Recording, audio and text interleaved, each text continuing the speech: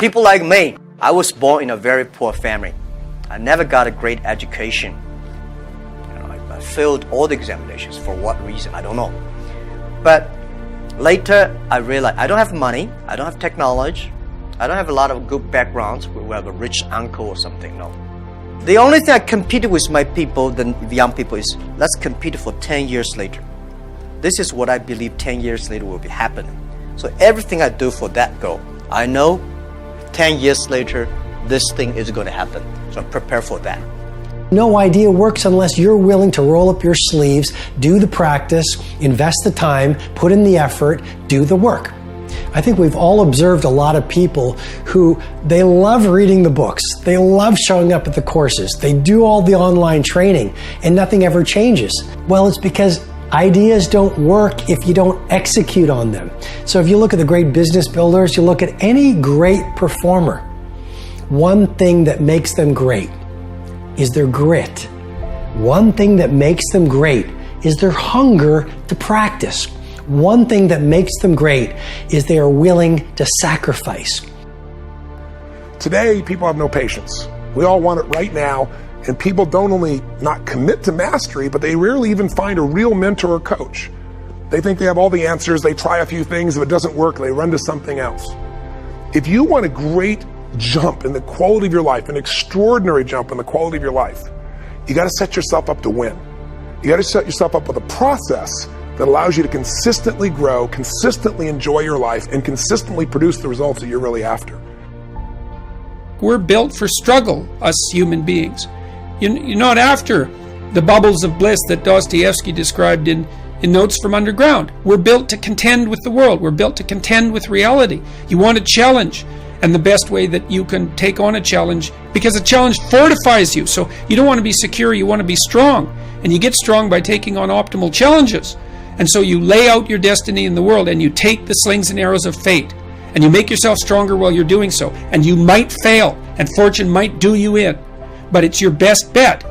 See, most people stop short of their dreams and park and get off the highway of life because of the rejections of life. You will always be rejected. It's no big deal. Jack Canfield said rejection is a myth. It's not like when somebody says no and then they slap you. No, it's just, to me, make no your vitamin.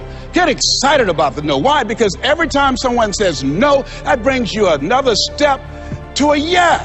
You're getting closer. Trust me, you will win if you don't quit. You will win if you don't quit. Even a broke clock is right twice a day. The investment of belief in people, sowing seeds of belief. That's what makes you a leader. People say, what makes me a leader? Makes you a leader is your example. What makes you a leader is you investing belief and loving and caring about people. Any one of you in this moment could decide you're going to lead, because leadership is instilling something in someone that they don't see in themselves. Loving on them, believing them, seeing their giftedness. All of you, I don't care if you're loud or quiet, big here or small here, you could be a leader. The bottom line is you need to decide you want to lead. You've got to be willing to suffer for your vision. You've got to be willing to suffer to reach BIW, best in world. You've got to be willing to suffer the ridicule and laughter of your critics and your cynics to get to a place called world class. My message, it's a challenge, but it's an opportunity.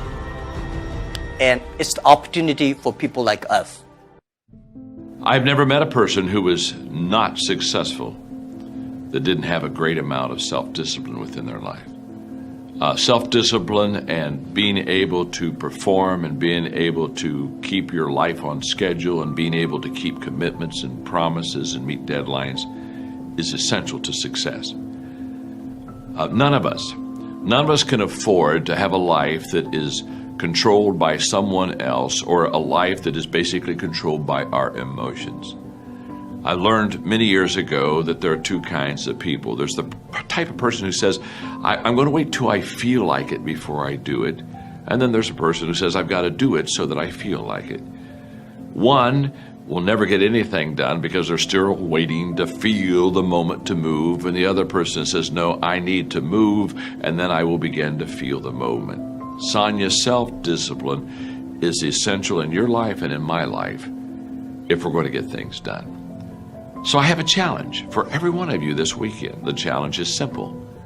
As you go through your weekend, and sometimes it's kind of hopefully an easier time of your week, ask yourself, am I practicing self-discipline in my life? Am I doing the things that I should do because I need to do them, or am I kind of waiting to feel the moment? Do like our friends Nike say, just do it. We talk about how do we create rituals or how do we change habits that last.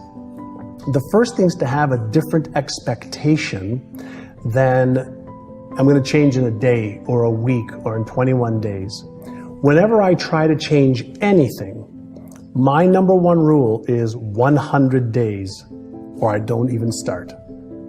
So if I want to, let's say, stop caffeine, it's a 100-day commitment. So first I make longer-term commitments, and then I design a plan to retrain my brain around the expectation of following through. I make pre-commitments in advance. So if I say, let's say I'm going to stop drinking coffee. I say, okay, I'm going to stop drinking coffee. I commit to it for 100 days. And then I write out, well, what will you do in the morning when you wake up and you want a coffee? What will you do when you're at a restaurant with friends and everybody's having a coffee? What will you do? So you counter any of the behavior when you know the trigger is going to happen. Every habit has three parts to it. There's something that triggers the emotion, there's the behavior, and then there's the neurological and biological reward.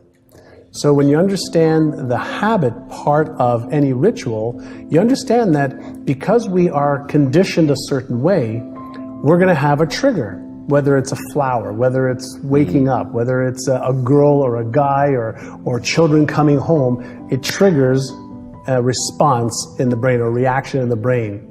Well, if we change the behavior over the course of 100 days, we'll still get the reward.